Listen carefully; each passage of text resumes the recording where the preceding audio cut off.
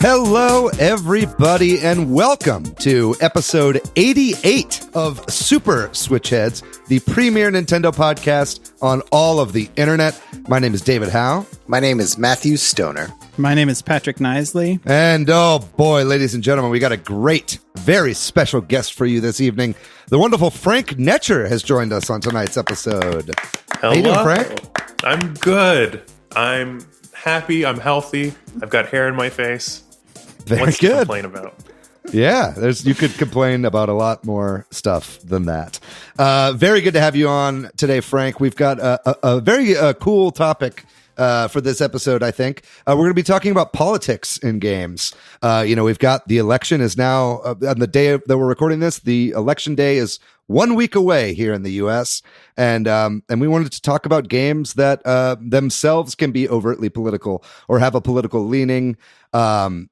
Games that might have some sort of agenda they're trying to push, and then just politics in gaming in general. It's going to be another one of these big brain discussion topics that our fans love oh so very much.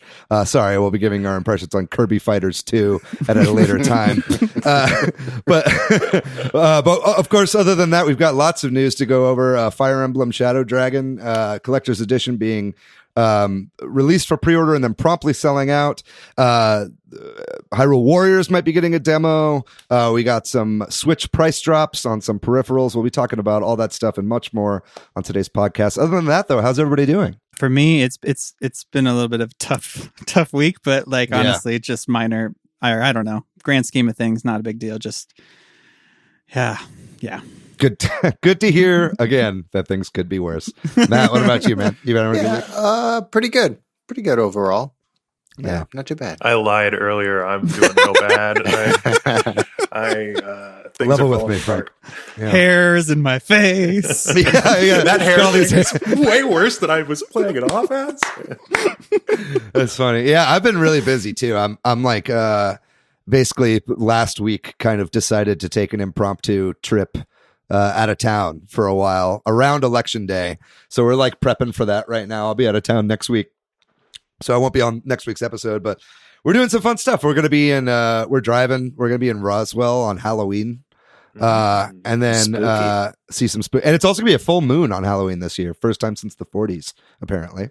And then on election night, Sasha and I will be in a cabin at the Grand Canyon.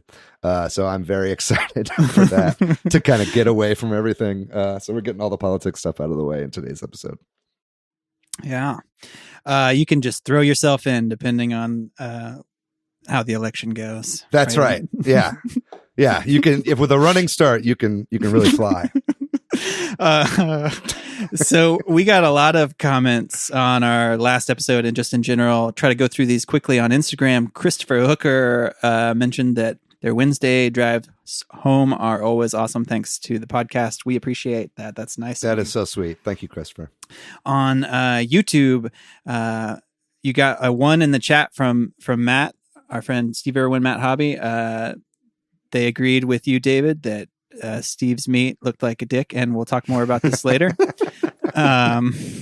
We got a message from Kevin Breedlove, who mentioned Lunar Silver Star Story and Eternal Blue Complete for the PlayStation.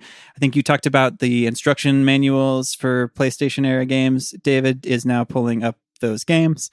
What's up? And showing them off. It's your boy.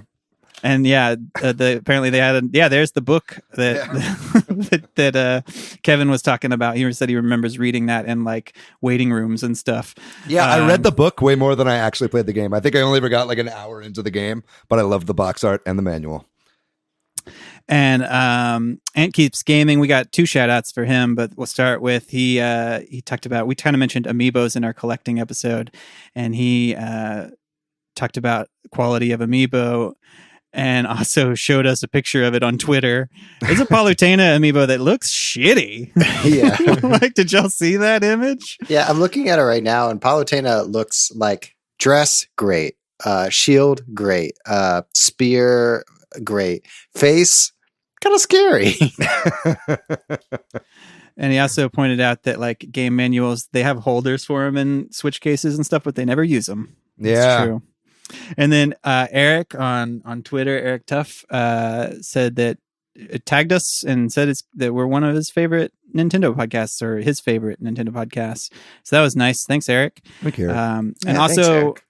in agreement with Steve's meat looking like a dick is our friend Pokemon trainer Jeremy, who gave us a one on Twitter and put a nice GIF in there. And I guess we name dropped Derek Copswell when we were talking about collecting, and I think you made some comment about Derek, and he wanted to point out that he only collects what he will eventually play, David. Which I think is a good way to do it, right? I think so. I know so many people that buy games just for them to sit unopened on a shelf, and I'm glad that you actually play your games, Derek. And Andrew Musil mentioned admiring people's game collections when they were growing up, and that being a way to kind of connect with people and talk about games. I think that's awesomely true. Lee was happy that we mentioned Jeopardy on Switch, which I think was maybe a couple episodes back. But I guess it's still on sale, or it's a good deal right now. I guess Lee and you, David, have enjoyed this game on Switch. Can you really pay too much for Jeopardy? That's the question. Does it need to be on sale? I think you can. These are questions we'll answer in our politics episode. And then we did a giveaway last week, and I haven't messaged you yet, but Andrew, who we just mentioned, Andrew Musil, you won the Streets of Rage 4. But it was so much fun getting these messages from our listeners that we have decided to merge the idea for the other giveaway that we were doing, which is the kunai physical version. And if you're listening, we're going to give you the chance, tag us somewhere like on Twitter or on Instagram or on Facebook or something, tag us and share our podcast and mention the show. and then same sort of deal. Do it before this coming Saturday, which is, what is this Saturday, Halloween? Is that right? 10/31? Close enough. So do this on or before Saturday, Halloween, 10/21, roughly, and we will consider you for, or you will be in the running for this. You get one extra entry into the raffle if you dress up for Halloween as one of the hosts of this podcast. You will get 2 entries into the raffle. Let's see your best Super Switch Headz costumes, folks. Yeah, that's great. So yeah, shoot us a message. We love it. We're getting a lot of them right now. We might get to the point where we can't do this anymore, but we're doing it right now. I hope we do. That'd be great. Yeah. Yeah. We're giving away a PS5 next episode. Okay, let's talk about the news. We got a lot of news too. So we just mentioned it in the shout out section, but there was a quick patch to Smash Ultimate 9.0.1 where they just fixed a few glitches in the patch notes. They talk about a few issues, but they don't mention the most important thing they changed, which is Steve or the Minecraft characters victory pose, where they were how would you describe it? It's gone now. Here's how I would describe it. Steve's big fat fucking cock got nerfed. Is that inappropriate? Am I allowed to say that on a Nintendo podcast? Yeah, sure. It's our podcast. We make the rules, I guess. So Matt, do you still think that it's only in my mind, this Minecraft peen? I just think that it's Steve holding his meat and it's totally fine. I saw somebody bring back the meat, Nintendo. Bring back Steve's meat. Bring back Steve's meat. Release the meat cut. It also just looks kind of boring and lifeless now. But I saw a supposed interview with, I think this was real, with Phil Spencer, where they did you guys see this, where they like showed it to him before it was patched out, and he's like, have you seen this image of Steve in Minecraft in Smash Ultimate? And he's like, I assume they'll fix that. Oh man, we got to get Phil on the podcast. Yeah. Oh man, I love Phil. Yeah, he's the new Reggie. Yeah. He's gaming's new stepdad. Yeah. And then you mentioned this out of nowhere, Nintendo announced Fire Emblem, Shadow Dragon, and Blade of Light, which was a Fire Emblem NES or Famicom game that was never. It was the first Fire Emblem game. Yeah, never released in the West. I guess there was a DS version at some point, but like the NES version was never released in the West. They're gonna put it on the eShop for like $6. Yeah, fully localized in English for the first time ever. For the first time, which is cool, I guess. It kind of feels like maybe it should just be on NSO. Agreed. Because I think it is on NSO if you go to the Japanese. Obviously, it's in Japanese. Mm-hmm. And it's another limited availability. It's digitally only available until March 31st. Mm-hmm. So something's going on. We've talked about it. But. Yeah, we've speculated on what happens at the end of March for a while. But before getting to that, just this package as a whole is pretty cool, and I think it's really, really awesome that they're going back and like localizing super old NES games, you know. And the excuse me, I lost my voice earlier this week, so apologies for any raspiness. But the trailer that they had for this, like the YouTube video, was so great and so nostalgic. How they showed the Smash Brothers Melee trophy for Marth. And then at the bottom, they were like, "Who?" You heard like voiceover. It's like, "Marth is cool, but what game is he from?" And they're like, "I don't know." And it like zooms in on the Japan only on the trophies page, and it says "not anymore" or some shit like that. Yeah, I thought that was really clever, and it's like because I feel like most people that are the age now like are more likely to buy it because they've had that exact conversation with their friends. You know what I mean? Totally. So I thought that was pretty cool. And there was a collector's edition, which you mentioned, which I guess sold out. I didn't know that. It's not available anymore. I think it went up for pre-order on some retailer sites and was sold out like within a minute. It was unbelievable. Like, and it's already up on eBay going for 3 times as much. It's going for like $150 on eBay. So obviously if you're listening to this and you want to get that, like I'm eyeing it because I thought some of it looked pretty cool. I thought like the see-through cartridge looked cool and all that kind of stuff. And I don't care about a physical cart. Like I'm cool with getting a download code with it. But don't buy it from scalpers because they should be doing restocks. Nintendo said they'll be doing restocks. But not, I wouldn't, you know. Also, you might not get it. That's what I'm saying. It seems like these are going to be pretty rare. This is such a cool thing, but such a shitty thing. Why does Nintendo have to do this where they make this limited digital availability bullshit, right? Like, this sucks. I know it's not the first time, but it feels like, or it's not like, I know they've done this before, even the Mario 3D collection stuff, but it just right on the coattails of that. It just kind of sucks. Yeah. It's definitely not a nice sea change from Nintendo to see this happening all the time, right? We'll see. I mean, you know, Hot Girl Video 69, Tiffany Treadmore on Twitter. We talk about her a lot on this show. She's gotten a lot of leaks right in the Nintendo circuit. You know, she keeps saying that there's going to be a big overhaul of the eShop and of Nintendo Switch Online come March of next year, and that a lot of this has to do with that.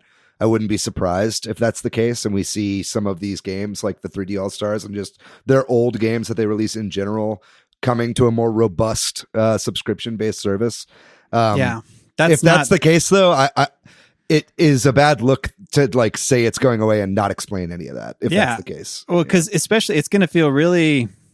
I can't conceive of a way that you feel like, oh, I'm glad I bought this early, right? You know what exactly. I mean? Yeah. Because then if that's the case and everybody's getting it, if you pay for a subscription service, you're just getting fucked and buying it twice. Yeah. Over. Yeah. The only thing I can conceive of, and I don't think this is possible, that would feel like a good move, and even then it would still feel weird, is if like this gets you, if like, oh, since you bought this, we kept track of that and you get a discount or something. But that's such an arcane way to do things. Like no way that's going to happen. Yeah, I can tell you that right now. Right. I mean, that would be great, but that's just the least Nintendo thing I've ever heard.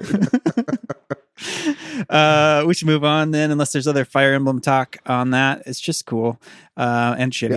I will say, you know, obviously, this begs the question on like what other games they could do. Oh, this to, right.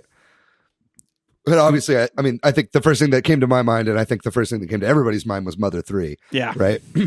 So I'd love to see that, but. You know, time will just have to tell what they're willing to do. But I'd love to see more Japan-only games get localized, even if they're really old. Yeah, I think there we were hearing a lot of news about, or rumors rather, about Mother Earthbound. So maybe there is something going on there. That'd be great. They are doing a free demo of Kirby Fighters 2. If you had any interest in that, there is a demo you can check out on the eShop. I don't know. I'm not really even interested enough to do that. Slightly more interesting is that there's now a rumor that Hyrule Warriors Age of Calamity may be getting a playable demo because of I think it was the Korean Nintendo website or eShop or somewhere had some information suggesting that was coming. And they got pulled, right? Yeah, I believe so. It was just up for a little bit.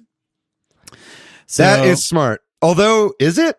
Let's discuss because I wonder how many people are going to buy this game because they think it's like a straight prequel or sequel to Breath of the Wild with the same kind of gameplay. Totally. I think not saying that they should just trick people into it, but it's like I feel like maybe that's why they're doing it, just so people don't get their expectations high. That's fair. I think there's like I don't know. I don't have this right on hand, and this could just be anecdotal that I've heard this, but I've heard that demos don't necessarily increase sales. And may even hurt sometimes, like for stuff like that. Yeah, exactly. For people to be like, "Oh, this is not for me." And I think you have a good point that the gameplay is so different than, Breath of the Wild and a lot of Zelda games that people might, be like, "Oh, I was interested, and now I'm not." We'll see.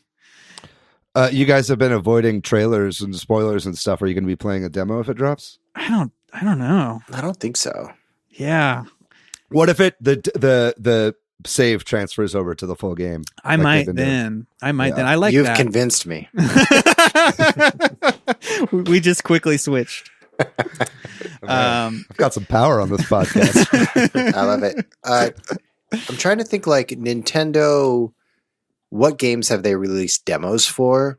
And it's like Mario Tennis, Pikmin, Hyrule Warriors, if it's coming.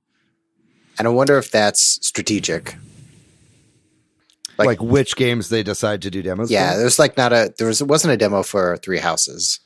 Right. Or Paper Mario or Link's Awakening. Yeah, that's a good call. So they all seem to be games that you can play in little bursts or like kind of make sense to have demos for. Like, I don't know, with Age of Calamity, they could just like throw in a map, right? In Pikmin 3, it was like the first couple days or whatever. I feel like Pikmin 3 is maybe because historically that series hasn't sold well and they really want to convince people. And I think it's a damn good demo from having played it. Like, agreed. So I can see that if you have like faith that this is a really good experience and it might win people over for a franchise that's not that big, but I don't know. I mean, I'll try out the Kirby Fighters 2 demo. I haven't done it yet, but it's like, I'll try that out. I'm not going to buy that game. If I play the demo and I love it, then I'll probably pick it up. You know what I mean? That seems like a good game to have a demo for. But yeah, I don't know. Do demos win you guys over ever?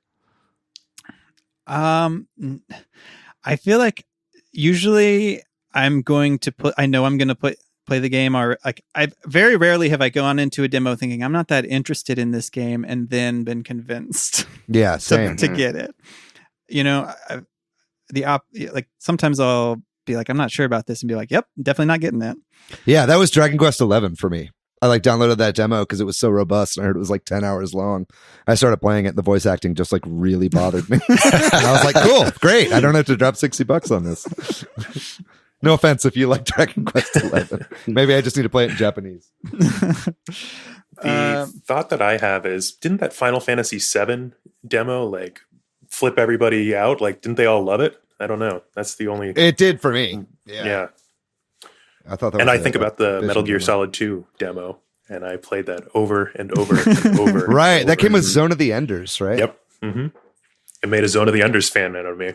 Yeah, exactly. Like that back when you had to like bundle them with games, that was like I remember there was some Halo demo, I think with Halo 3 that shipped with, I think it was Crackdown. Crackdown, yeah. Yeah. It's like I never would have played either of those games without we needed to make demos more rare. That's what we're saying. Or there was something to that though, right? Like it's a different era, so it doesn't really translate now, but like when you got a demo and you're like, oh, that's cool, I'll try this. I don't care what it is because it's here right in my hands. Right.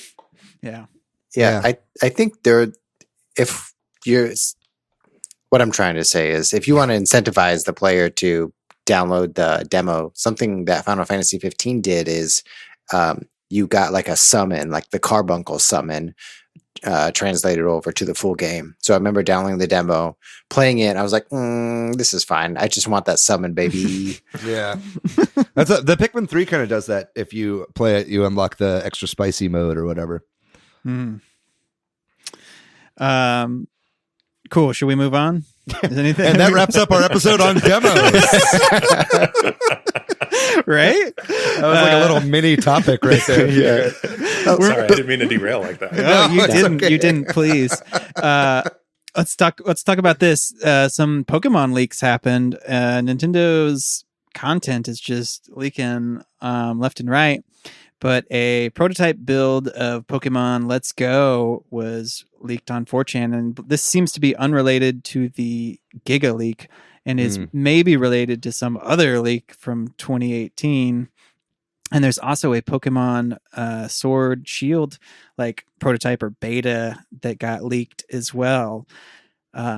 Which is kind of crazy to see. I haven't dug deep into this stuff. I don't know if any of y'all have, partly because I don't care that much about Pokemon. But like, I guess you could see, you know, some of the changes they made in terms of what Pokemon were cut and that kind of stuff from the original game. The only thing I've seen about the Sword and Shield leak are memes saying that the trees looked better in the prototype than they did in the final game, which is not true. The trees I was about to say, they look. They're just like hexagons. Triangles. Yeah. Exactly. It's really important. It's part of the slogan of Pokemon. Gotta catch the trees. That's what they always say. But while we're glossing over Pokemon news, Pokemon Sword Shield's DLC, The Crown Tundra, came out. And anecdotally, it seems like people are liking it, though the Metacritic score is 73. I guess that's decent, honestly. I think that's about what you can expect from a lot of Pokemon games, honestly. It seems like people in our Discord, at least, are playing it and getting back into Pokemon. And then I've heard people say this is the better of the two DLCs. It's got a higher user score on Metacritic for whatever that's worth. Yeah, that's interesting. Because I do feel like the people that are playing it are seem to be talking about it very positively. So Pokemon fans just want Pokemon and they don't care how they get it. That's not us, Again, right? Are you? No Frank? offense to our listeners. Frank, are you a Pokemon player? The one fact I was just thinking about this. I heard on a podcast that Pokemon is the most profitable media franchise of anything ever. That's true. Yeah. It's like the most popular like IP or something. Yeah, like all It's their the IP. stuffies and that kind of stuff. All the toys. Yeah, the it's cards, 99% stuffies and the rest of it. and then the 1% is the Pokemon card trading. Yeah. surely those cards come in. No, it's crazy. I mean, Pokemon is fucking massive, and it's like not slowed down since it came out in the 90s, which you can't say is true for any of the other IPs on that list. Like they all have lulls, and Pokemon's just like gone full steam ever since it came out, and only continues to grow. Yeah, it's crazy to think about that you would buy Pokemon merchandise Nintendo would put Pokemon merchandise to sell Pokemon video games, but now it's you put out Pokemon video games to sell Pokemon merchandise. Yeah, that's a good point. Yeah, I was about to say that's why they crank out the mediocre game every year or whatever. Well, this is a very Hashtag cancel Switch Headz. Very Switch positive. Headz is over, party. Positive episode so far. Let's go back to Steve's meat. That's what our listeners truly want. They want that, and then the philosophy of game rentals. Oh boy. We'll go through this one quickly. There's a Switch Pro rumor going around that they might use mini LED display because of some sort of manufacturer in Taiwan where there was some meeting with Nintendo that happened. So this kind of stuff, we keep hearing stuff about this. Maybe that March 31st date is when we're going to get this. I'd say an announcement at least around then. Switch Pro. Also, just in case you're like listening to this and you're thinking like, oh, like a small secondary screen, like a Dreamcast VMU. That's not what mini LED means. Mini LED is actually more akin to like an OLED or like an OLED display. So it's like a kind of pixel illumination strategy or whatever you would call that. And it basically just is like a crisper image without having to like go full OLED, which are expensive displays. That's kind of part of what killed the PS Vita, was that the OLED screen was beautiful, but they weren't making any money off of any of the systems they sold. And also, if you were thinking that, don't feel alone, because that's what I thought too when I first saw this headline. I was like, oh, does that mean a second little mini screen? No. And this is much more likely than a second display. Like, this is, it's something that would like save power ultimately, because you don't have to light every single pixel. You know what I mean? Like, each pixel itself is backlit in its own way. So it's a way to kind of save power. It would definitely feel more next gen to have a screen like that on the Switch. One thing, since we're talking about the Switch Pro, is in that Tiffany Treadmore leak. Yeah, that's right. I'm bringing up Switch Pro. Is that she mentioned that the next Nintendo Switch would be called Nintendo Switch Advance, which I thought is a really fun name, if that's what it would be called. Yeah, I think it might be. That feels a little bit like trolling to me. Like she's just calling it that instead of calling it a Switch Pro. But I agree. I would love for it to be called the Switch Advanced. That sounds cool as hell. Do we want to take bets? I will bet anyone a bunch of money that it won't be called Switch Pro. That's fair bet. I'm willing to eat 2 pan pizzas from Domino's if it is not called Nintendo Switch Advance. I thought you were going to say you'd eat a Game Boy Advance if it wasn't. Yeah, I can't eat those. No, I've still got my Game Boy Advance SP on the line for Age of Calamity sales. So you can't was have that two majors with Game Boy Advances? Like 10 million before the end of the year? No, I said 10 million by the end of Q1 2021. Okay. Oh boy. Or maybe it's fiscal year 2020. Either way, it's going to sell 10 mil. Very fast. We talked about a while back the single Joy-Con price drop in Japan. There is now a single Joy-Con price drop in North America. And again, as we said previously, don't get excited. This is just going down to be one Joy-Con for the cost of one Joy-Con. Like, it's $40. So it's not like it was overpriced at $50 when the pair was $80, and now it's $40. Hopefully we continue to see price drops there or something. I don't know.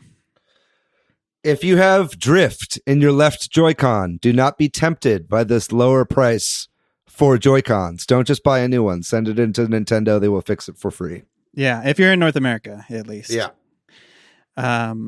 Inverted camera controls are being patched into Super Mario 3D All-Stars, which I think is a big thing people were complaining about. So that's cool. Maybe a month later than it should have been, but yeah, it's coming out November 17th. That's right. Like, that's they announced it today. Far away. Yeah. For far out. Yeah. Yeah. Is that weird? That's weird, right? To like, because it seems like a pretty small patch. Do you think they might be patching anything else into the game? I don't know. That's definitely. Yeah. Will L be real after this? Steve's meat is coming. Oh my God.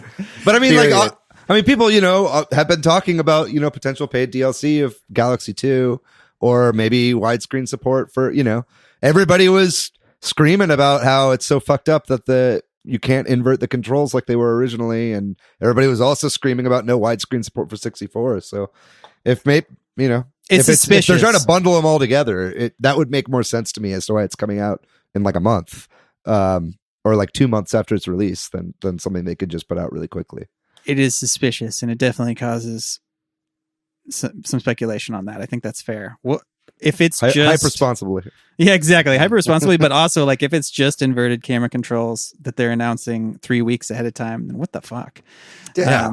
I just think it's strange that Mario is so big that it's breaking news that Nintendo gets inverted controls. Well, it was just such a weird thing to leave out too. Yeah. Yeah. And it's extra fucked because, like, for an entire generation of gamers, the reason that they've been unable to play any game without inverted camera controls is because of Mario 64, right? And so it's like, because that's what they're like. That game taught them to use inverted controls, and then from then on out, it was just kind of like, oh, I have to go into every menu every single time. And now Nintendo releases the game that fucked me up, and they reverted it. It's like total gaslighting, dude. That's the definition of gaslighting. Yeah. Sorry, I'm a little fired up this episode. I apologize. A couple delay news items here. Apex Legends for the Switch version at least is delayed. I think the Steam version is on track for its release. Did it? I think it already came out, maybe, or November is that 4th? November 4th? Okay, but we got to wait a little bit longer for Switch, which is fine.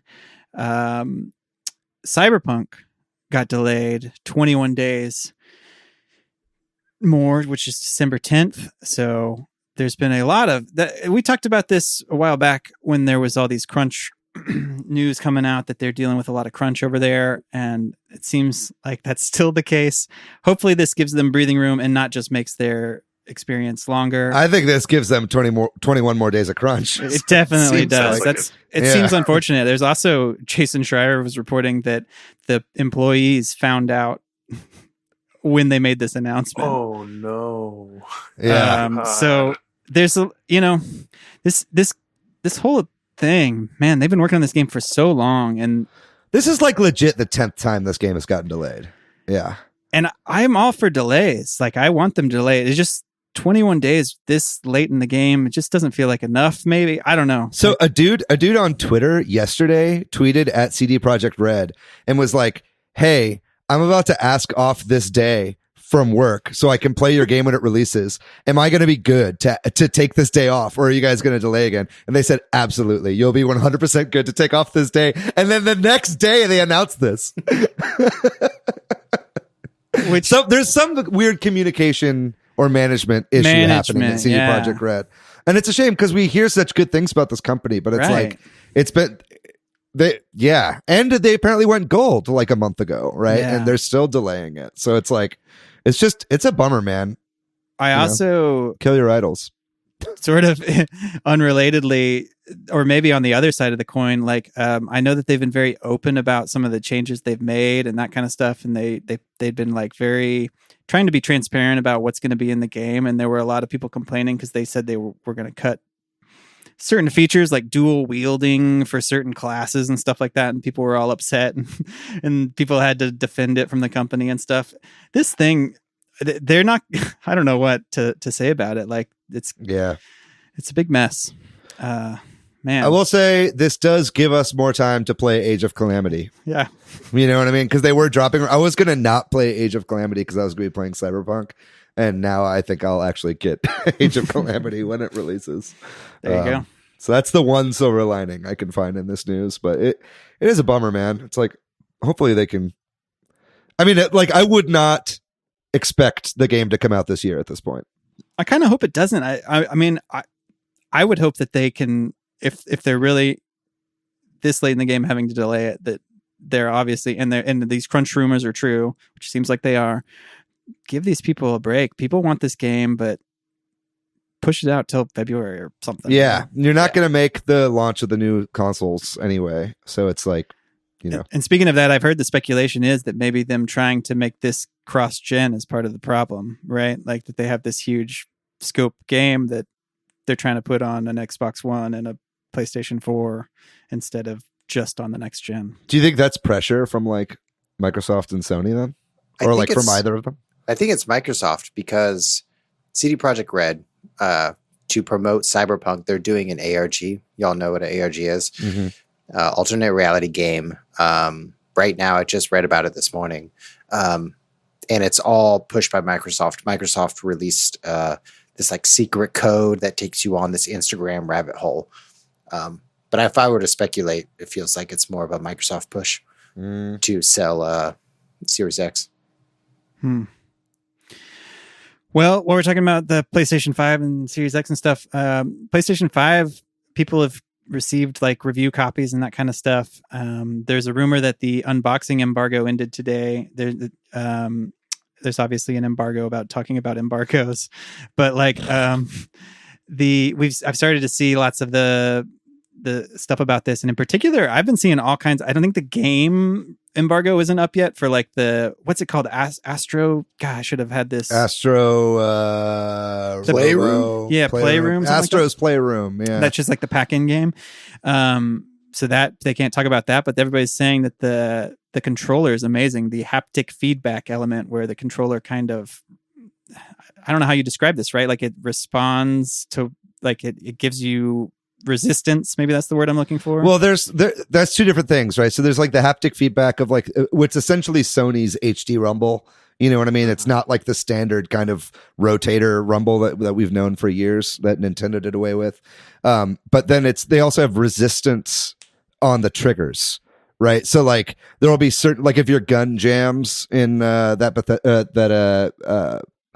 that game, Deathloop, that's coming out from Arcane, like in that one, for instance, like your gun can jam and then you like can't press the trigger, you know what I mean? Or there might be different resistance on it. So like that stuff sounds cool, and from everything I'm hearing, it's just like a way more comfortable PlayStation controller too. It's like kind of a cross between like a DualShock 4 and a Xbox One controller or something like that.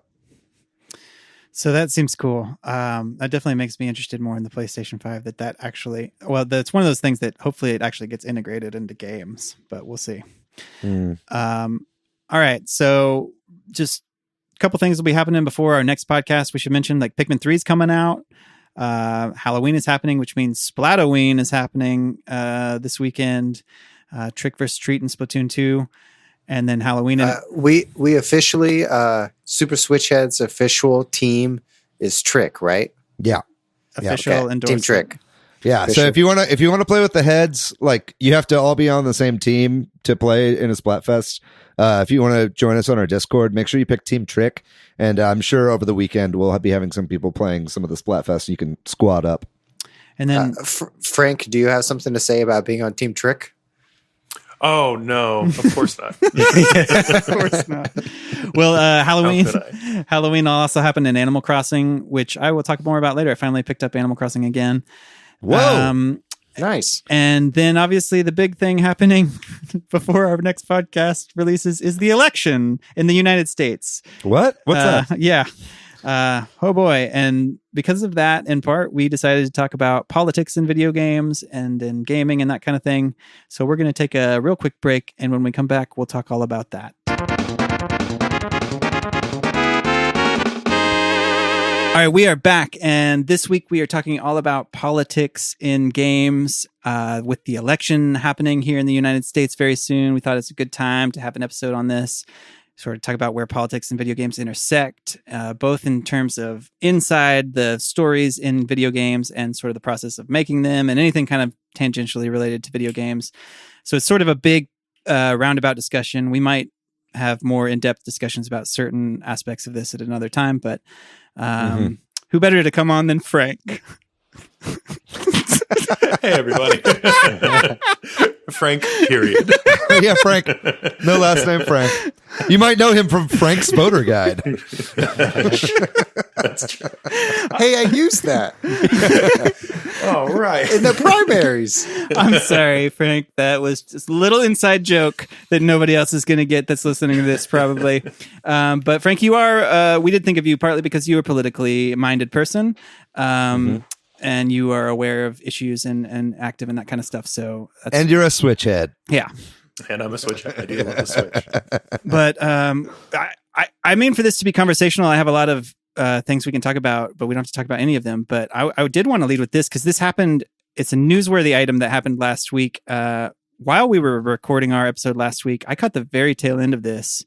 AOC, as she is affectionately known, was streaming Among Us, the big popular game, on Twitch. So did any of y'all catch any of this from Alexandria Ocasio-Cortez? No, I mean, like you said, we were recording at the time, and then afterwards, I kind of forgot that it was happening. But didn't it break Twitch like viewing records? Am I wrong? No, you're not wrong. I don't think it's like the highest viewed stream of all time, but it is one of the higher ones. I think it's like top 5. Yeah, 500,000 viewers, something like that. I think at the peak it was pretty high. Damn, that's crazy. And I think this is interesting for a number of reasons. Number one is that Alexandria Ocasio-Cortez, she talks about video games on Twitter a decent amount. We've talked about her before because she talked about she played Animal Crossing. She's a Switch head. Yeah. She's talked about League of Legends. I think she's played some other in other video games because I follow her on Twitter. And I just think that's, video games have been around long enough that people who are roughly my age, which is 40 or younger, and even older people, it's you just don't hear politicians talking about video games. So it feels new and interesting. And you don't see politicians using Twitch to stream video games. You don't see that side of politicians, where they're just bantering about whatever. She was doing it to encourage voting, which is a good thing, I guess. Right. And she did the same thing with Animal Crossing. And I know Joe Biden's got an Animal Crossing island and stuff like that. And I'm sure we'll get to that. But I was going to say the last time that I saw a politician talk so much about video games was in House of Cards, when Kevin Spacey's character is like, "Is that a PS Vita?" Because he's he plays, yeah, exactly. He plays God of War and stuff, and it was kind of a way to make him seem kind of younger and hip. But now we're at the point where that actually is really happening in our Congress. So that's pretty cool. Yeah. I also want to shout out Elon Omar. Oh, that's right. It wasn't also being on the stream and building her own PC. And apparently, oh really? I didn't see the specs, but apparently it's a legit PC. She built it herself using taxpayer money, man. Apparently. I swear. Yeah. From what I understand, she did build it herself. Her kid might have built it. Her kid is also very active. But from what I understand, she is one of the few sitting members of Congress that's built her own PC. Yeah. I mean, we've come a long way since 2016's Pokemon Go to the polls, right? Sure. I'm that was kind of a joke, but I mean it honestly. I think well, first of all, I think Hillary Clinton is not the coolest, politician of all time, right? So it was a little cringe-inducing, hearing that it felt kind of like pandering, you know what I mean? But I think that, and I think it kind of played against her. But I think not only that aside, I think that gaming has become so mainstream just in the past 4 years that I think this just didn't even seem unnatural to anybody to see a fucking congresswoman on Twitch.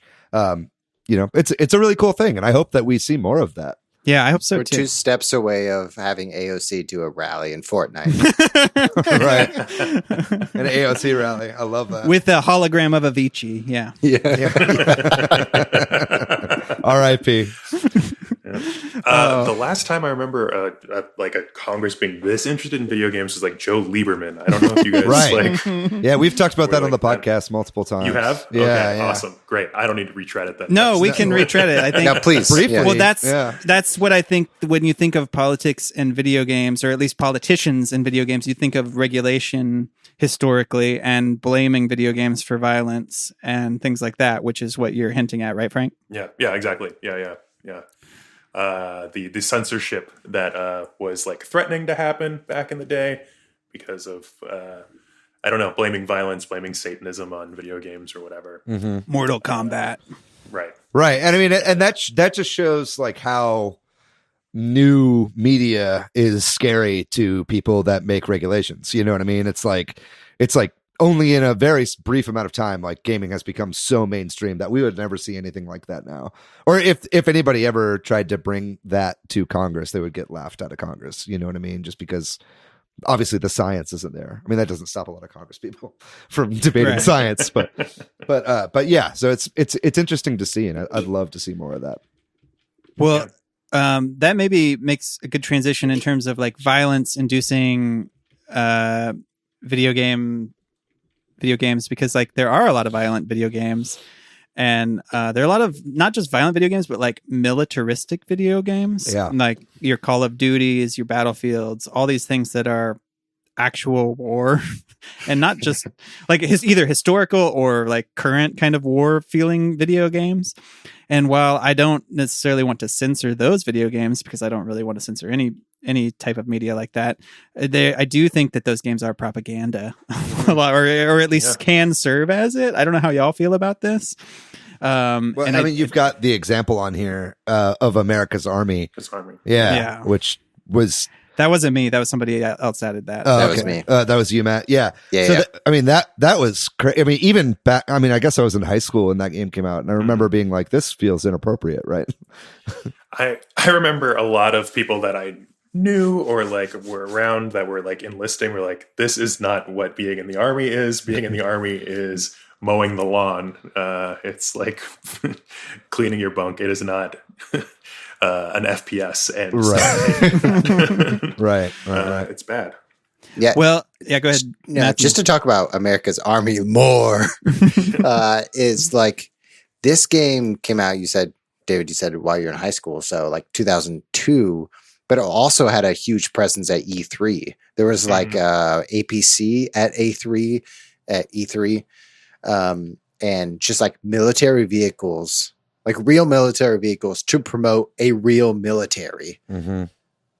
It's wild.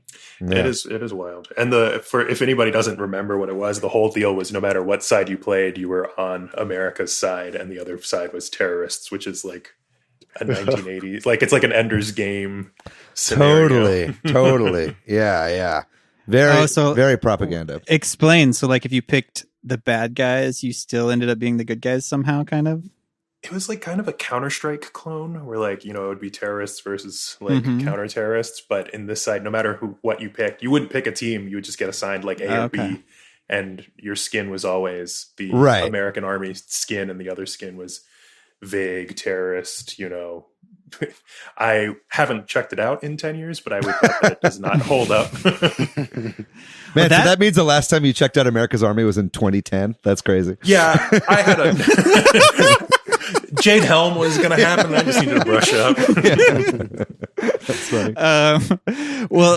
That makes me think of something, but something else I wanted to mention first is while we're talking about AOC and military and Twitch and stuff too, the U.S. Army and I think other maybe military branches, but maybe it's just the Army, have used Twitch to stream games like Call of Duty and recruit, which is... Yeah. Disturbing. I think military recruiting in general is disturbing. Mm-hmm. So like, I don't know that I feel like anyone, like, I don't think recruiters should be allowed in high schools and stuff like that. I don't know. I think that stuff's scary and preying on young people, and doing it on Twitch is the exact same thing. It's an evolution of the like military ads that you see before the previews at a movie theater. You know what I mean? Mm-hmm. Where it's like, this looks like a fun movie, but it's really real life. You know what I mean? And so it's that same kind of concept, obviously brought to a more like, an even more kind of like, arguably predatory, like interactive kind of media. So it's definitely problematic. And beyond that, those arms of the military have esports teams that are like, like just like they had football teams now, like another way of propagandaing it up is like, the Navy will go against the Army and in Call of Duty. Who gets? Yeah.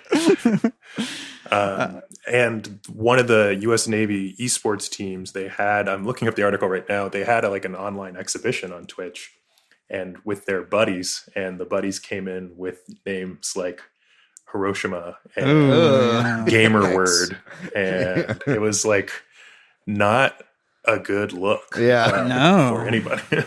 I mean, this is why like there should be a separation, right? Like, I mean, this is why like Nintendo doesn't ever support like live esport events too, because like some fucked up shit happens and they're like, well, great, now that's on all our YouTube channels and everything, like what happened with the Smash scene and stuff like that. So you definitely got to have, once you put some stuff out in the world, it's almost always in these companies' best interest to kind of separate themselves from the esports scene. It just makes me think too of just like, to each their own, and everybody can play whatever video game they want. And I, as a kid, I played some war games, and there's some arguments that Civilization and games like that are war games too. But like, I remember there are historical war games. Like I remember as a kid playing a PC game that was like Blue versus Gray, which was like a Civil War game where you can play on either side.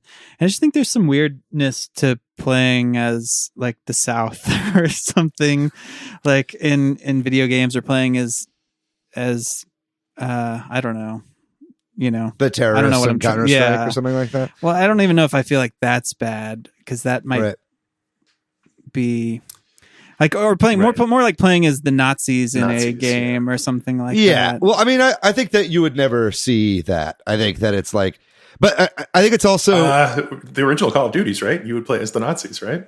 Did you? I think so. Like the World War II ones. Maybe like in the multiplayer, you mean?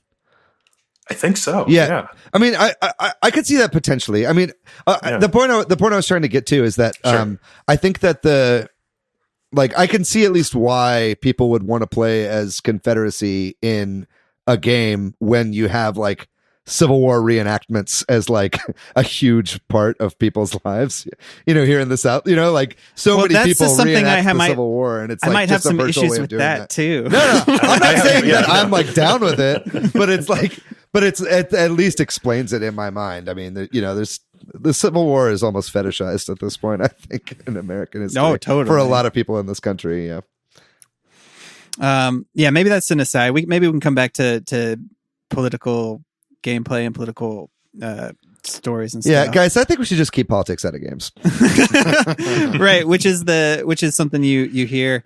I mean, or maybe we should move on to that. Like, did y'all see this meme? I saw this on Twitter that was going around of like left-wing games versus right-wing games. And part of me wonders if this was just a joke to begin with and was like a big troll, but it was getting shared around where like this image of, on one side, a bunch of games that have theoretically stories that are left-wing, I don't know, like ideology versus stories that are right-wing ideology. And it was funny because it was so wrong. Do y'all know what I'm talking about? Did y'all see this? Yeah, I mean, so we have like left wing games. Examples are Super Mario Odyssey, totally, Last of Us Part 1 or 2, Animal Crossing, and then right wing games are Postal, Call of Duty, Grand Theft Auto, Xenoblade Chronicles 2. Well, it's funny because Xenoblade Chronicles 1 is left wing and Xenoblade Chronicles 2 is right wing, which I find interesting. I mean, I think that there is some truth to this, though, right? I've always kind of like said that as kind of a joke that Nintendo is left wing and like Xbox is right wing, right? But or rather, like the third party stuff kind of tends to be right wing, targeting right wing gamers. You know what I mean? And I do think that there is some modicum of truth to that. I think you see with a lot of the big multiplayer online shooters, like we've talked about to death, Call of Duty, but even down to like sports games and stuff like that. A lot of times, like you're going to see more. I don't know exactly how to say this without like completely alienating everyone in our audience, but I think I think we've already alienated that part of our audience. But that's what's so fucked up about. I find trends in that, you know what I mean? And it's like maybe it's just like games. Oftentimes, games from Western studios, like big AAA games, like have to appeal to a very large crowd, right? And oftentimes, a lot of those people that like own Xboxes and PlayStations and end up playing these third-party games tend to have more right-wing values, or like, not to loop everyone in that's right-wing with Gamergate, but that's kind of the side of the aisle that Gamergate comes from, right? And then, with a lot of games that come out of Japan, and like more, kid-friendly games like Nintendo, I feel like you don't see the Gamergate crowd coming from there. You know what I mean? Well, yeah, like I think this theoretically is talking about stories and games, and right, you made this joke, right? Keep politics out of games, and you hear people theoretically say this, but politics are innately in everything we do, especially in stories we tell. There are political stories. Like any Final Fantasy game is about a kingdom invading another kingdom, and that's a political story, or it's about a revolution, or it's a lot of any story-based game has politics in it. And yeah, the kinds of stories that are told in video games don't get analyzed in this way, at least very well. And that's what this image kind of shows, right? Frank? This is the thing that I was always thinking about, is like people want video games to be treated like art, at least when I was growing up, and like continuing, like that was always like the debate, is like, are video games art? Yeah. And if you want them to be art, guess what is like inherently political is art. Yeah. Like you have to be making a statement, and if you're not going to be making a statement and you don't want video games to be art, then no one's ever going to take them seriously, and no one's ever going to put a critical eye to them. And well, they're Yeah. I would argue that it's going to be political and it's going to be art regardless. Right. Right, exactly. It is. That's and, the thing. And let's be thoughtful about it then, or let's be critical about it then. I just noticed Tetris is left wing. That's funny.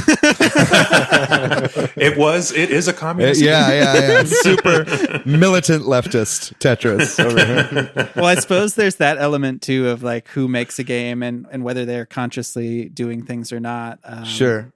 Well, I mean, and I think we should talk about some examples of games that are overtly political, right? Like, obviously a game that we played that I think most of us, I don't know if you played, Matt, but this past week was Tonight We Riot, which was made here in Austin by the Pixel Pushers Union 512. And that game is just totally wears its politics on its sleeve, right? It's very like Communist. pro worker. Yeah, it's pro workers union. You know what I mean? Pro, rioting against the people that own the means of production. You know what I mean? It's like very much making a political statement with its game. And just PPU 512 in general is like kind of this leaderless commune of game developers, right? And that's kind of like how they develop their projects. I think also I forget. Cells? Yeah, Dead Cells, the French developers who made Dead Cells have a similar kind of format for their company. But so like stuff like that, obviously, if that's something that interests you, it's worth playing that game, I think, just to see, them put their message out into the world through like a playable sort of game. I thought that was really interesting. Do you guys have any other examples of like overtly political games? Well, I was thinking there's this separation in my mind, and we can do both right now, but like between like a political story in a game, but the gameplay doesn't feel political necessarily, versus like political gameplay, which I think is an interesting thing.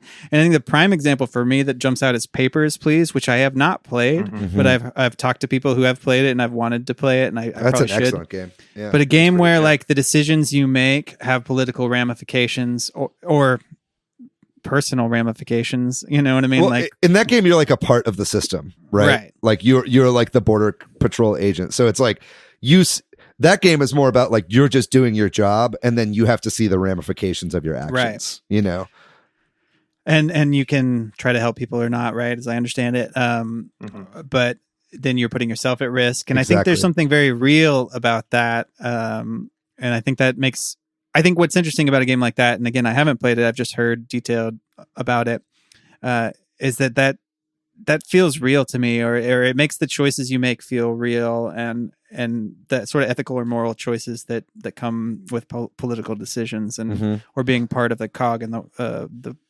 system. Same developer as Return of the Obra Dinn. Papers, Please. And I wouldn't say Obra Dinn is like overtly political per se, but it's similarly like thought provoking. You know what I mean? It makes you think about the ramifications of the things that you're doing. And I don't know, there's some examples other people have put on the notes. I'd love to hear about those, either for gameplay or just stories.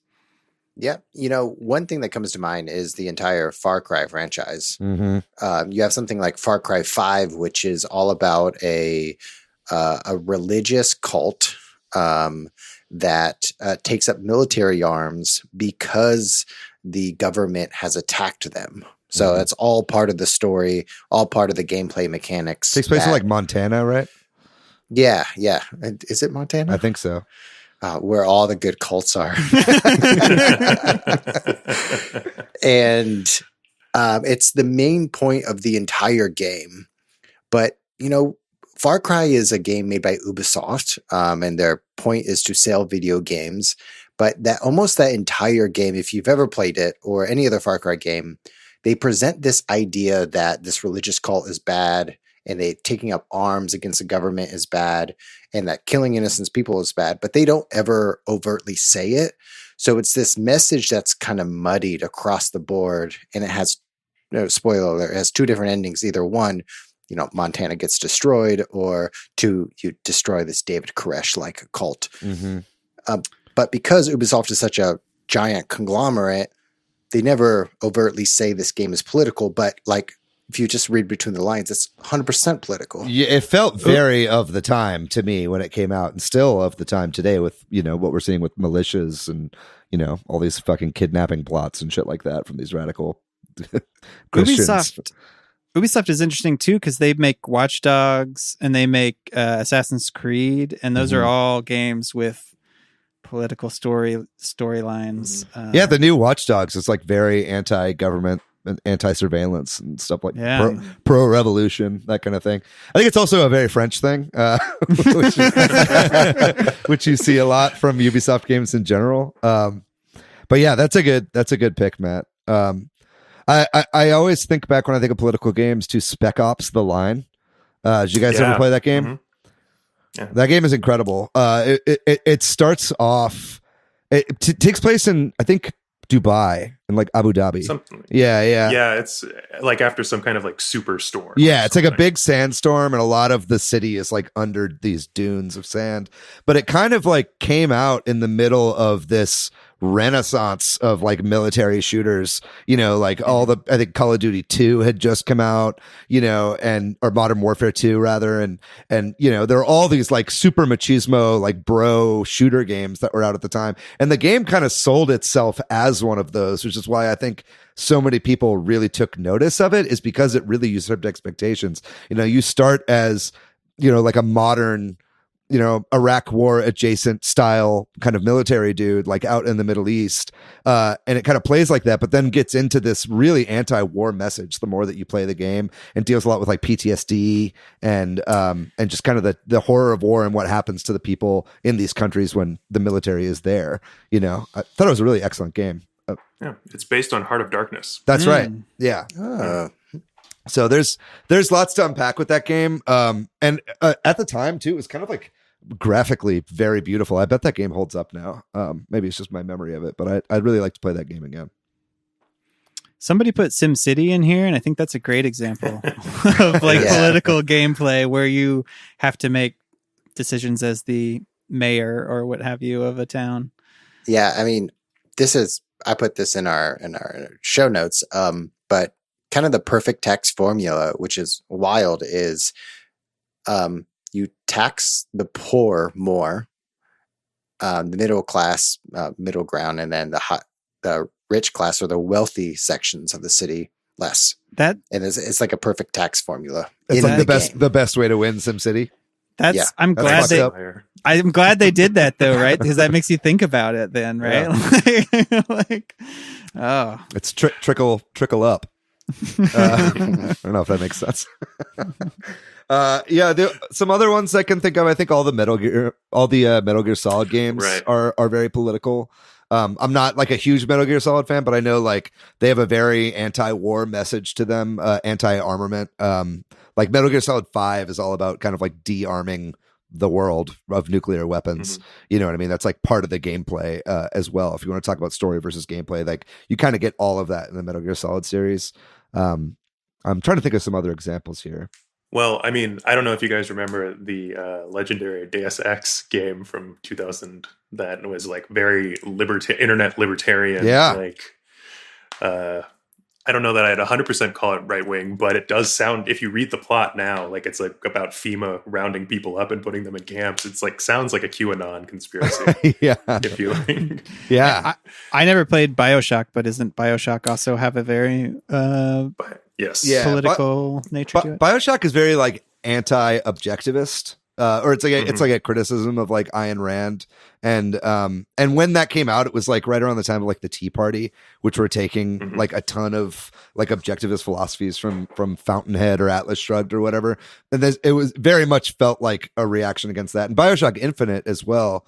That's what that game is called, right? BioShock Infinite. Yes. Yeah. BioShock Infinite also feels very anti-Tea Party, or at least people that like trust in the like founding fathers and view them as holy, you know what I mean? And view the Constitution as like the law of the world, you know what I mean?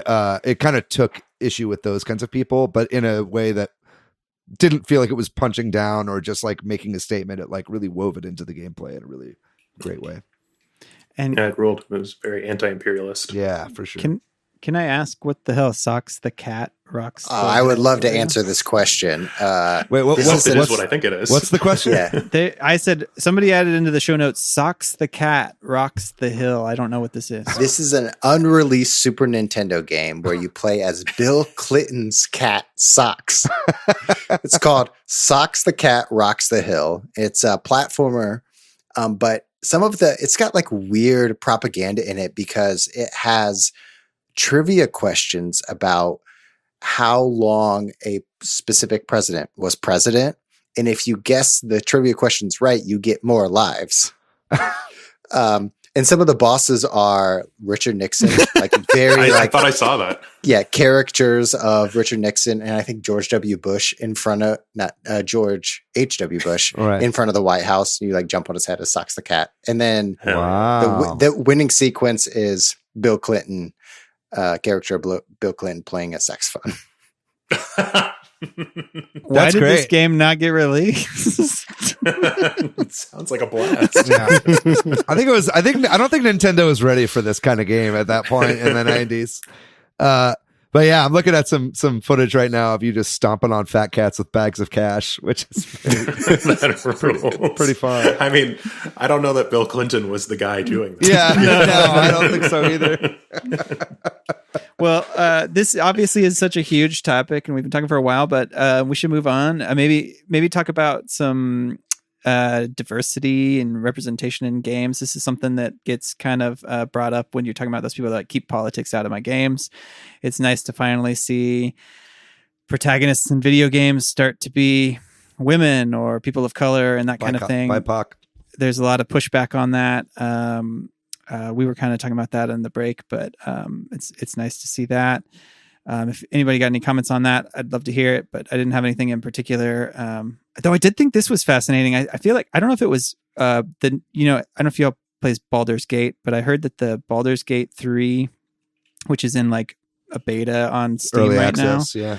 Yeah. In the early access rather, that like the most picked character where you have this character, robust character. What's the word I'm looking for? Why can't I think of this? Character creation tool? Yeah, the tool is like just a white looking dude.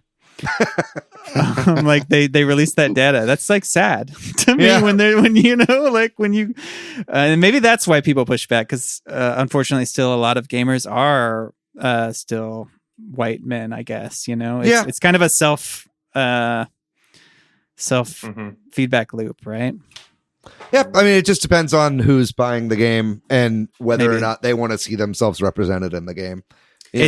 Well, that's where that feedback loop comes into play, right? Like that if people don't feel represented in video games, they don't play them. Then maybe, I don't know.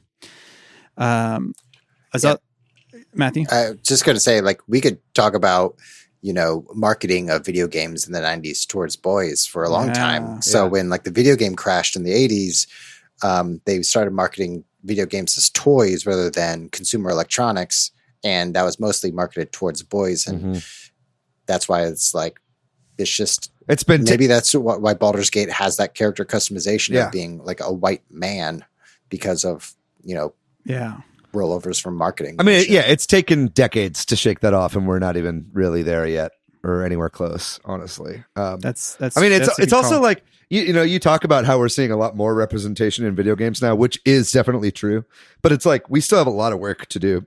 Yeah. You know what I mean? It's like, I think I remember it was like 2 E3s ago or maybe 3 E3s ago where it was like the year like the second Wolfenstein was being shown, and they were showing the trailers for that. And I just remember there were like 3 games in a row at like the Xbox showcase or one of those showcases where like there was one female black character and she always just had like a giant afro and looked super 70s. And it was like, and the character looked the same in all of them. And they're like, look how diverse we are. It's like, what? Like that is the exact same character in all 3 games, like playing it off as how inclusive and diverse your games are. And it's like, very much a caricature. And it's like, we've got a long ways to go, and I think you're right. We are getting better. And we of course can and should do a whole episode on inclusion and diversity in games, but it's definitely something that we need to work better at. Well, maybe we will. I hope. We've talked about that. We should do an episode on that. So maybe we should move on. And similarly, I think we should do an episode on crunch and unionization in games. But that's also a big issue that a lot of developers are forced to. People who make the things that we enjoy often spend a lot of time in these, like we talked about with Cyberpunk and this sort of last push to get games out, which can go on for a long time because then there's day one patches and now there's DLC, and like I just think you think about like, well, those CD Projekt Red people will be fine after the game releases, but then there's going to be gamers that are like, where's the multiplayer? And they're going to be crunching to get that done. Yeah, what's with this bug? I need this bug fixed right now. Yeah. Yeah, so I think you hear about this, like you talked about the Dead Cells developer. I think their name is Motion Twin, and obviously the local Austin developer we talked about. There's some pushes for unionization in video games. I'm a supporter of that. I'm also a supporter of delays and games taking their time and that kind of thing, which obviously there's that we live in a capitalist society, so they can't do that indefinitely. It's such a weird thing. We've talked about Nate the Hate on the show. They did a whole episode on crunch, and they also MVG, who we've had on the podcast. He's also a developer. He talked about like what could an individual consumer do, to support this, and it's just like talk about it. So I think that's the thing we got to do is like, just be vocal and say that we're supportive of people who make the things that we enjoy getting paid well and also not fucking losing their hair because they're working 100-hour weeks or whatever. And I feel like we talked about this briefly last week as well, but I think that there is an opportunity for the video games industry to be a leader in a lot of other creative industries as well, and taking a stance against, impossible deadlines, like, people asking too much of employees, and because that movement is happening right now in that industry. And then in a lot of other creative industries, you still see crunch just as expected, as like an expected part. And it's like, I think that, unionization of creative fields is super, super important because it's so easy to take advantage of workers who are working on like a dream project, right? And it's like, hey, you should be grateful that you're able to work on this at all. You know what I mean? And I think it's very, very important to have, some sort of regulation to stop that. Frank or Matthew? Yeah. Oh, I was thinking about this earlier today because I was like, I remember back in like the early 2000s, like you'd see like video game articles about like, think you want to be a beta tester? Think again. The job conditions are horrible, and like blah, blah, blah. And if they are truly terrible because someone else was willing to just take the job right out from under you if you were willing to go away from it. And now they've just completely offloaded that onto consumers, and there aren't beta testers anymore. Steam open access. Yeah. Like Baldur's Gate 3 is a huge game. Larian Studios is using Steam open access. It's a $60 early access game.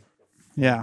And like what's happening with that is like, it's just become more and more expected that like, well, you're lucky to be here. And after we release our game, we're going to lay off 90% of our company. And it's usually what happens. And then they, and you could work on the most beloved game in the world, but you don't get, you were just like some guy. Or places like Naughty Dog where they're proud of like everybody here wants to work Rockstar hours, weeks. Right. Yeah. Man, this is close to home for me because I went to school for video game design and I studied graphic design, and I worked at THQ for about a year and a half and did beta testing for, Wally, the MX vs. ATV series. And the main reason that I got out of the industry and chose not to be in it is because I was so scared of what you just said. My friends would release a game. They would release the next MX vs. ATV at Rainbow Studios, which was at the time a subsidiary of THQ.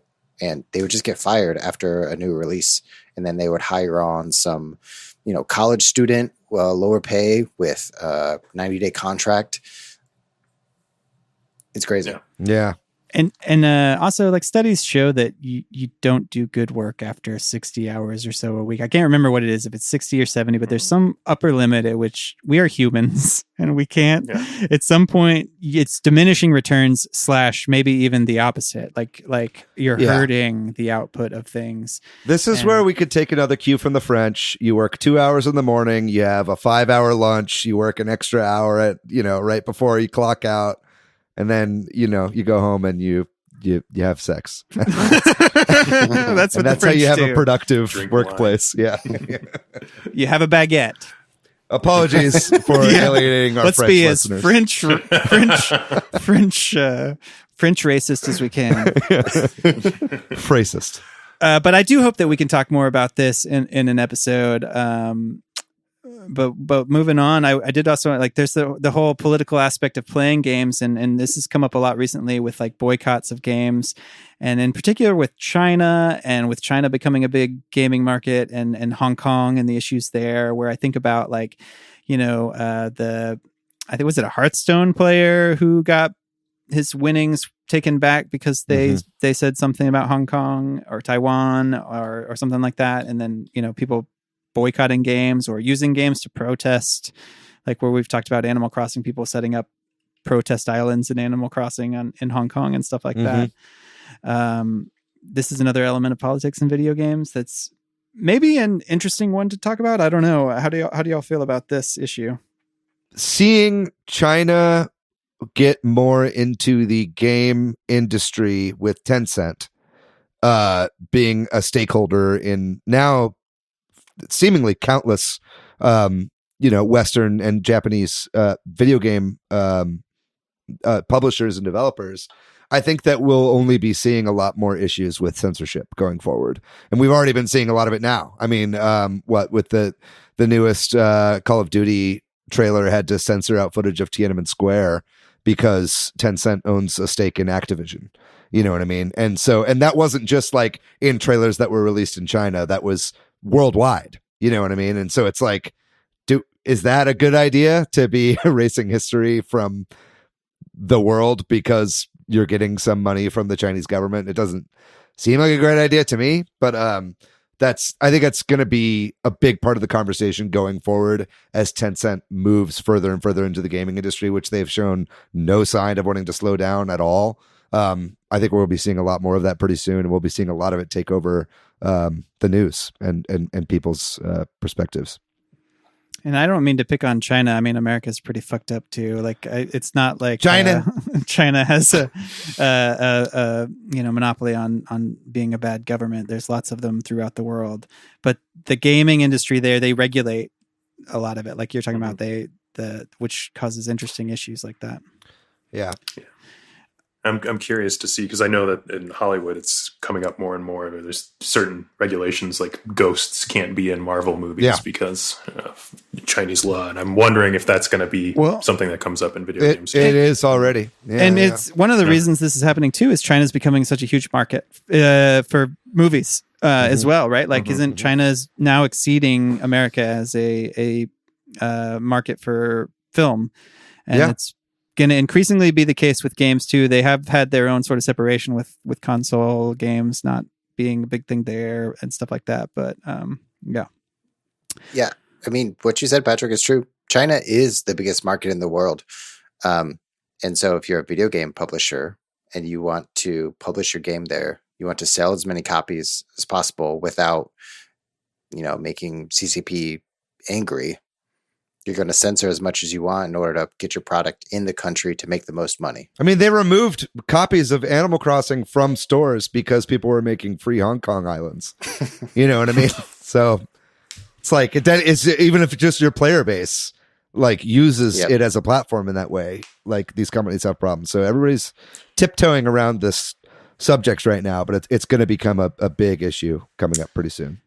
Well, we've been talking for a really long time, and Frank, I told you we would usually end by now, so I apologize to you.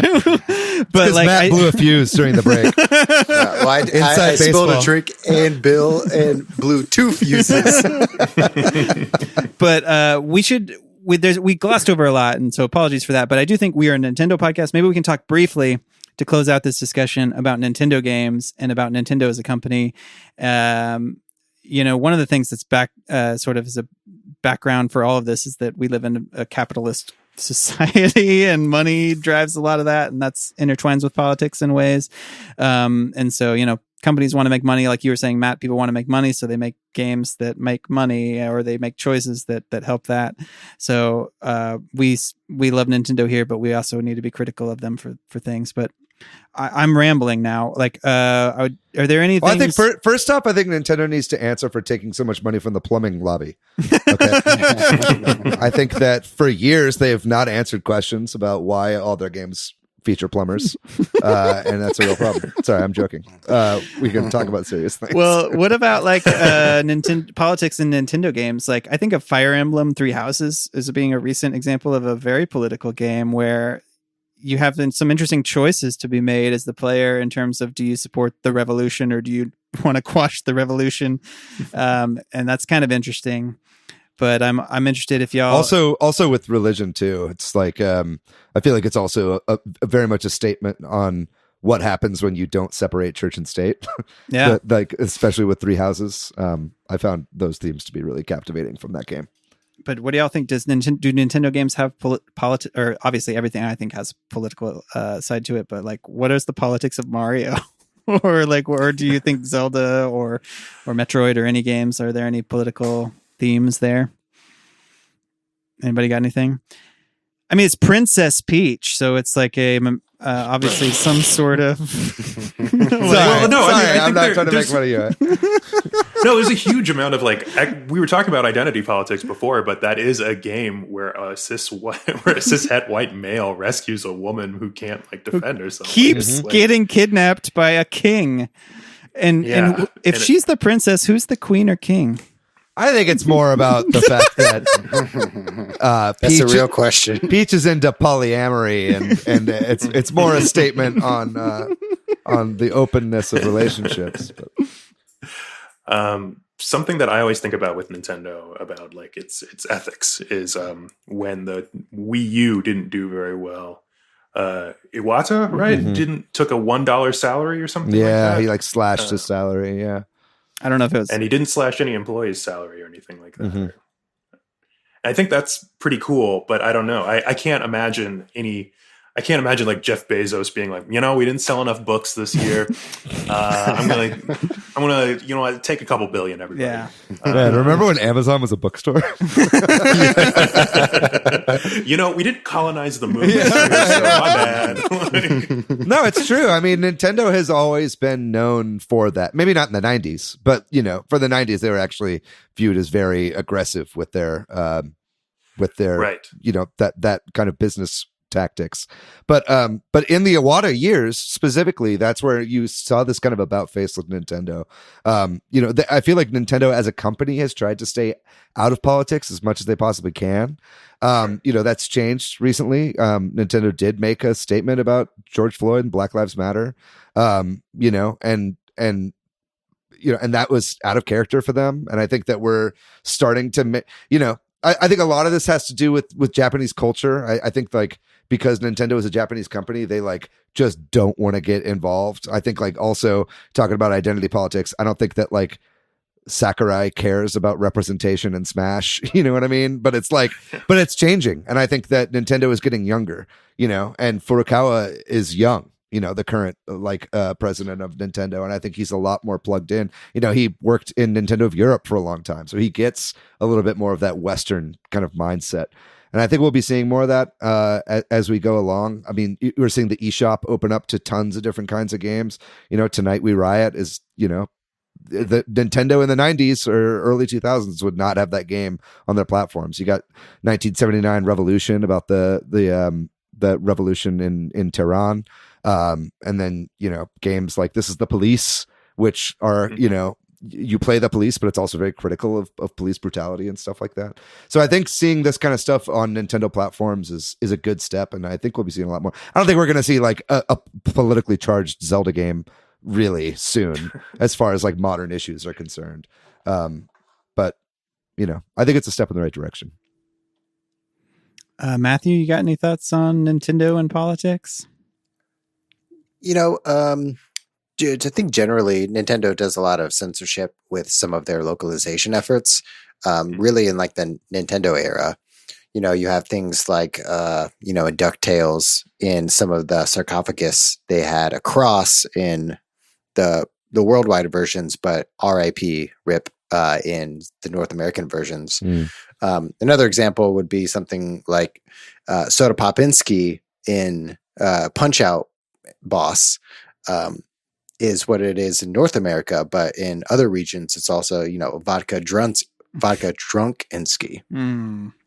Oh. I did not know that. I didn't know that. So it's more like trying to paint this kind of whitewashed good picture on top of some, just like censorship in general, trying to censor something that's doesn't really need to be censored.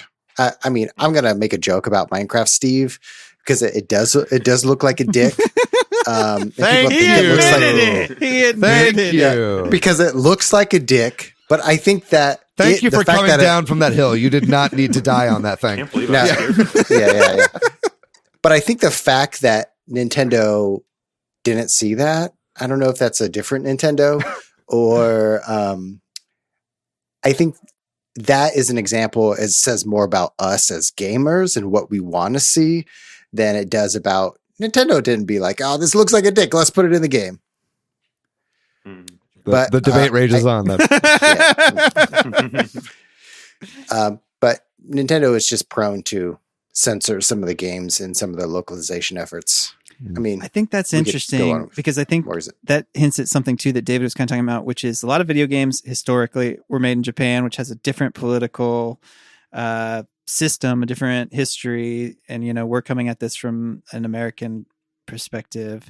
And I think it's interesting to kind of see that clash too a little bit. I don't really have a big point to make there. I just thought about that. Well, we should wrap this up. Does anybody have anything else they want to share on? This was a very roundabout discussion about politics and video games. Like we said, we might do more on some of these issues, but anything else anybody wants to say before we move on? Vote. Please, vote. Please. It's very important that you do so. That's a good one. I think any kind of final thoughts that I would have, I would love to see more like statements to be made by video games. With something like, Watch Dogs, which is about government surveillance, like actually say government surveillance or any surveillance or data collection is bad. And how, like, Tonight We Riot is a good example that might motivate a person to become involved in their local politics in some way or some form. I would love to see more games to take creative endeavors in that way. Yeah, log into your Ubisoft account and sign the terms of service and then play Watch Dogs where they state that data collection is bad. I think that's a good place to end it. Did you have anything, Frank, you wanted to say?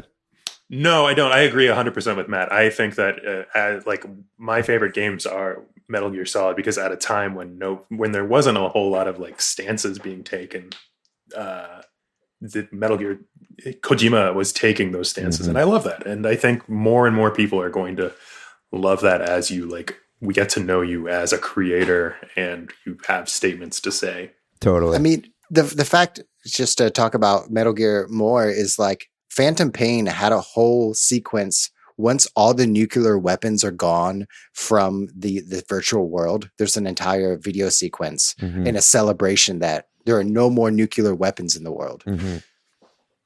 They only just unlocked that, didn't they? Yeah. Like a year ago. Yeah, it was like I think it was like this year. Yeah. Anyway. Wow. All right. Well, we did it. We talked about politics and video games. We ended war right here on this podcast, ladies and gentlemen. We'll take a very brief break and then we'll talk about what we've been playing recently.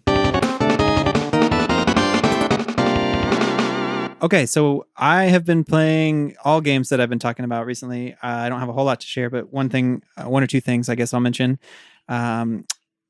Smash Ultimate. I've been playing a lot of Smash Ultimate.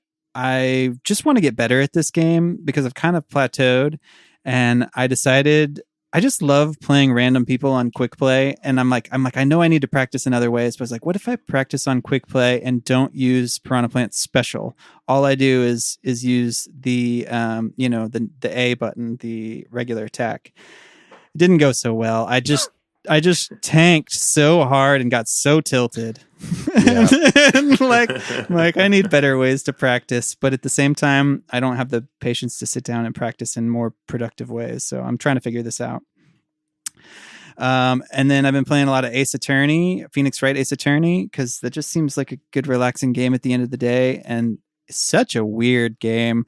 As somebody love it. Who is, I've kind of fallen in love with it too, but I'm like a paralegal. So like, it's this weird, like, you watch a TV show about lawyers and you're like, that's not very realistic. This is just so fucking weird. Like, yeah. What trial happens the day after somebody murders somebody? Like, yeah, it's like an anime facsimile of what law is, and lawyers. And we're talking about this sort of weird Western Japanese aspect. There's also that weird mishmash of like, because it's translated, there's like sort of a Southerner character in one part. Yeah. Is there where I'm like, what is going on? Like, feels like such a weird mishmash of Japanese American courts. It's very funny.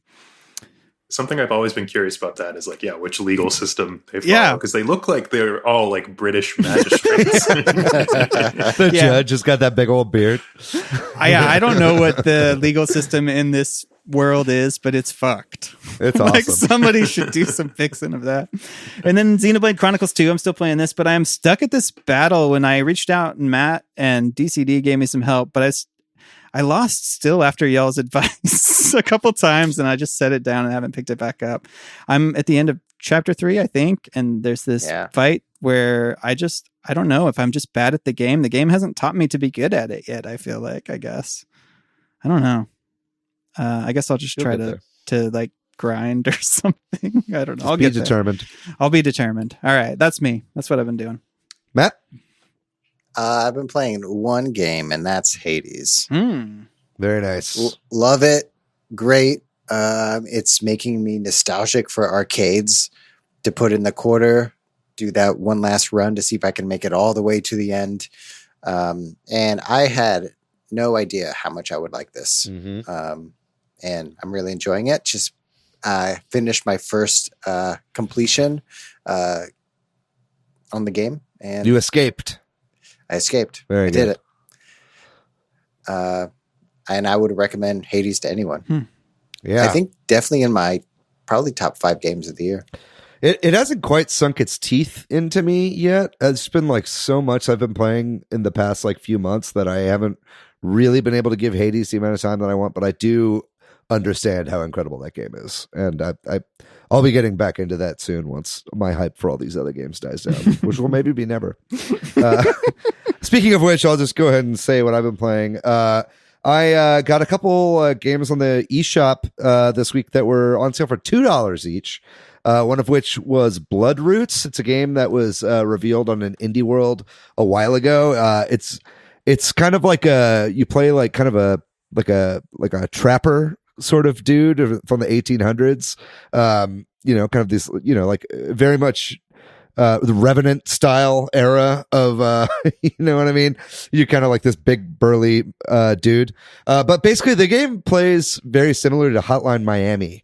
If you're into those kinds of games where you've got basically an area where you need to just kill everybody and it's all one hit death. So if you hit somebody once, they're dead. If you get hit once, you're dead, and then you start over immediately. It's a great game. I don't like it as much as I like Hotline Miami. I think Hotline Miami's gameplay is quite a bit tighter. This game's a little more loose, but it's got a really like solid art style. And while it's on sale, like you should definitely pick it up. It's definitely worth. It's on sale for $2 right now. It might not be by the time this airs. So check the eShop. I don't know that I would pay like a full $20 for this game, but it's a ton of fun. And I heard it got rave reviews. I checked it out. I was not disappointed. Another game I finally picked up was Goner. I feel like this was one of the first indie games that was on the eShop. But it's also a roguelike. Goner 2 is about to come out, and it's coming to Game Pass. And so I know I'll be playing that game whenever it comes to Game Pass when I get my Xbox Series S at some point in November. So I saw this was on sale for $2. I picked it up.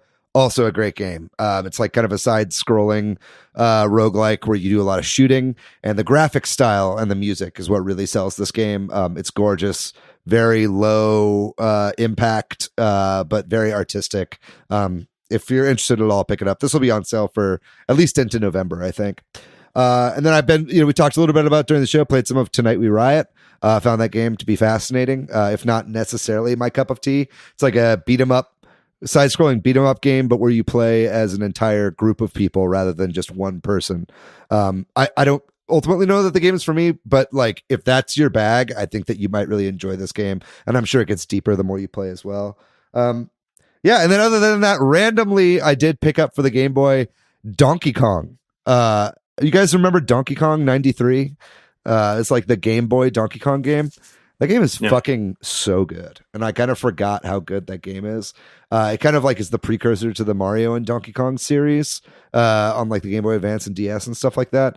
Man, that game is fucking stellar. It like takes the arcade Donkey Kong and then just expands it like not infinitesimally because that's small. Infinitely. It just makes it like a hugely different kind of game that's massive with tons of levels. Been playing that on an emulator and having a blast. I hope to see Game Boy games on the Switch at some point in the future. Frank, what have you been playing, man? I've been playing a lot of Super Mario 35. Hell yeah. It's been fun. Me too. It's been very fun. And then I switched between that and Super Mario Galaxy. Okay. Right. And I just say hi to Mario and all that. Yeah, man. Galaxy's a great game. And I love it. I never got to beat it on the Wii, and I'm finally feeling good about it. I don't know. It feels like the controls are... I think maybe everybody else is going to disagree with me, but I feel like the controls are like way better on the Switch than they were on the Wii. I like it. But yeah. I don't know if that's true. I like playing with the Pro Controller with the motion of the pointer. It feels very natural, I think. Are you playing in handheld, Frank, or are you playing on... I'm playing on the TV with 2 Joy-Cons. Oh, okay. Yeah. Cool. Yeah. Did you play that's interesting. Did you play the other games in the collection, or did you jump right to Galaxy? So I tried playing Sunshine. The reason I got it was for Sunshine, and because I had a GameCube and I never got Sunshine, and I was like, well, I should stop being a snob and go back and get it. And I regret that. I am not good at that game. Yeah, it's hard. It's so hard. Yeah. But Super Mario 35 rules. I so love. Good. I get a little teary every time I think about all the people all around the world playing Mario together at the same time. It's like very. It brings us together. That's the politics It of brings Mario. all 35 people on the planet together. No, that is such a good game. I also have been playing more of that. I had a pretty nice win streak. I had like 7 out of 10 wins on a streak recently. Feeling pretty good about that. And then lost it almost immediately. Now I'm sucking. But what are you going to do? Have you played as Luigi, David? No. So in addition to becoming a star rank, in order to play as Luigi, you also have to have all the levels unlocked, which I don't yet. I'm missing 7-4 and I think 8-4, and I think those are the only 2 I'm missing.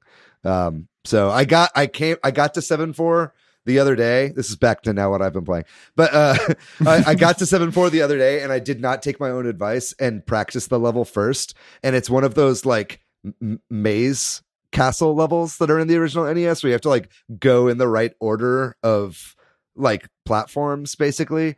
And I just kept fucking up, and then I panicked and I fell into lava. So rip. That's the politics of Mario. Do you think this is a precursor to Socks the Cat 35? Yeah, I think so. Socks the Cat 99. Hopefully, I think we could have 98 other players. Can you imagine fighting multiple Nixons on different levels? Dude, that's my dream game. All right, y'all. This has been fun. Thank you so much, Frank. Thanks, Netscher, for coming on. Thank you. This was a blast. This is awesome. Thanks to Corduroy, who does our music. And if you want to find me, Patrick, online, I am PDYX most places. Hey, I'm on Twitter, Matthew, MATHYOU. I'm pretty much everywhere on the internet at Monolith Fiji. And what about you, Frank? Where can people find you? I do a politics podcast called the ATX Task Force to Reopen the State of Texas. It's an ironic name. I swear we are not trying to do that. And with some local Austin comedians, and we talk about local Austin politics, and it rules. Very good. Is there cool. like a good social handle they can find the podcast at? Oh God! Just type that in into Facebook or something. I don't know. What was it again? What was it again? Say that one more time. So it's the ATX Task Force to Reopen the State of Texas. We were founded in the middle of the pandemic, and we thought it'd be a funny thing to do. Very good. And sometimes when people like us on Facebook, I'm not sure what they're liking, but it's open up the city. I want a haircut. Anyway, folks, if you want to catch our, thank you for that. I have not listened to the podcast yet. I'll have to check it out. Yeah, I will too. Yeah. But folks, if you'd like to catch our podcast on social, we're a little bit easier to find. You can find us at Super Switch Headz on Facebook and Instagram. We are at Switch Headz on Twitter. If you'd like to join our Facebook group, it's Switch Headz all caps. It's a lot of fun there. It's kind of our message board where you can give us show ideas and share memes with fellow Switch Heads. Or you can also join us on our Discord. We'll have a link to both in the description of this podcast episode. Ladies and gentlemen, thank you so much for listening to today's episode on politics and video games. Hopefully, we didn't turn too many of you off from listening to future episodes of this podcast. If so, good riddance. And if not, tell your friends about the podcast and tell them that, it's a bunch of people that don't care what anybody thinks about them. Other than that, folks, we've said it before, but go vote. This is the final chance here. Vote early if you can, and it's going to be crazy on the day, and you don't want to catch COVID. So go out there, do your duty, do what's necessary. If you're not in the U.S., sorry we keep telling you to vote.